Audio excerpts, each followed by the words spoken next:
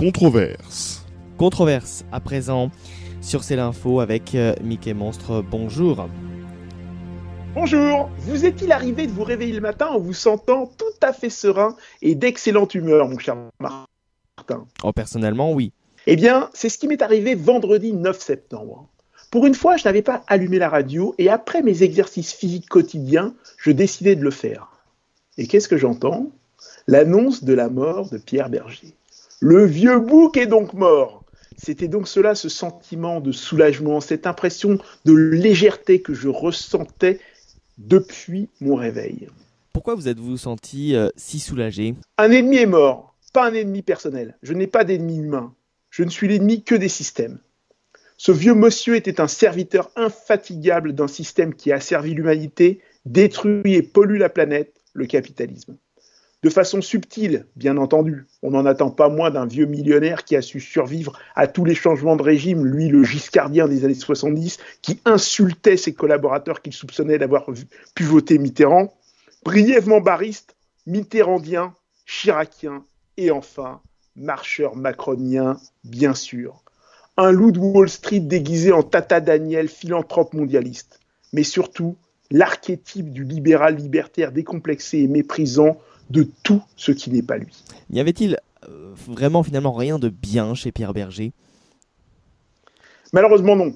Je dois quand même avouer mon admiration pour la réussite éclatante de ce fils de classe moyenne dont les parents de gauche ont glissé vers l'anarchisme.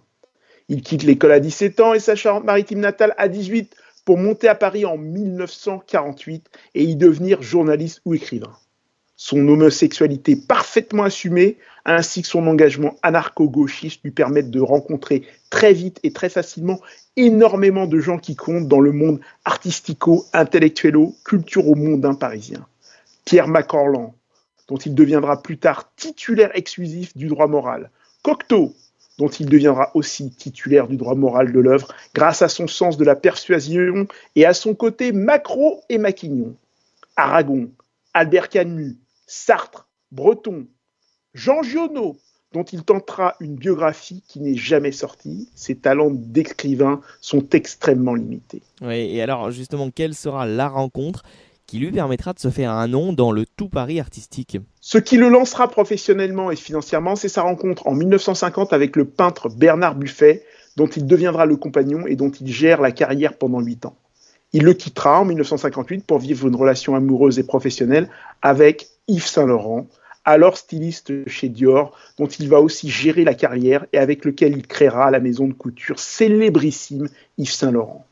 Ce qui est remarquable, c'est le mélange des genres constants entre relation amoureuse et exploitation du talent de celui qui partage cette relation. Alors, pourquoi considérez-vous Pierre Berger comme un ennemi? Pas à cause de ce qu'il était, mais à cause de ce qu'il faisait, sa conduite, ses déclarations, ses prises de position politiques et sociétales. Ouais, alors dites-nous en plus. Oui, bien sûr. Commençons par la mode. Il est de notoriété publique que dans les coulisses des collections, les mannequins, les petites mains tremblaient devant lui, car toutes et tous craignaient ses colères retentissantes, sa rancune tenace et son goût pour les procès, malgré la générosité des bonus annuels qu'il leur versait chaque année. Il tenait ses employés par la violence et par le fric. Il reproduisait en la démultipliant la violence verticale de la société afin d'exploiter et d'aliéner encore plus ses employés. Y a-t-il finalement d'autres choses? Oui, certaines de ses déclarations m'ont fait froid dans le dos. Mai 2001, il faut que la gauche cesse d'espérer que l'entreprise soit là pour créer des emplois. Elle est là pour générer des bénéfices. Cette déclaration ô combien prophétique nous permet de mieux comprendre l'escroquerie du CICE, le crédit d'impôt pour la compétitivité et l'emploi, et comment Hollande, homme de gauche, s'est fait rouler par le MEDEF. Décembre 2012, nous ne pouvons pas faire de distinction entre les droits, que ce soit la PMA, la GPA ou l'adoption. Moi, je suis pour toutes les libertés. Louer son ventre pour faire un enfant ou louer ses bras pour travailler à l'usine, quelle différence ? C'est faire un distinguo qui est choquant. En excellent libéral libertaire, il utilise le prétexte des droits auxquels il ne croit pas et de la liberté dont il sait qu'elle est proportionnelle à la taille du compte en banque pour imposer l'exploitation, la commercialisation et la marchandisation des corps féminins, principalement originaires des pays pauvres, donc de pays du Sud. Étonnant pour ce citoyen du monde proclamé. Mars 2013, et ce sera la dernière.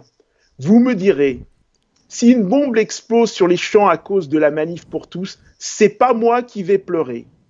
Ceci n'est pas une de ses paroles, mais un retweet qui prouve que cet homme avait une haine farouche de tout ce qui n'était pas lui.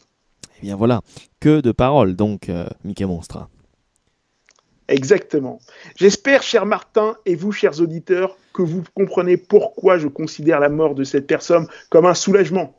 Il était l'ennemi de tout ce qui n'était pas lui et a travaillé sans relâche à faire que la société ne soit hospitalière que pour les gens comme lui.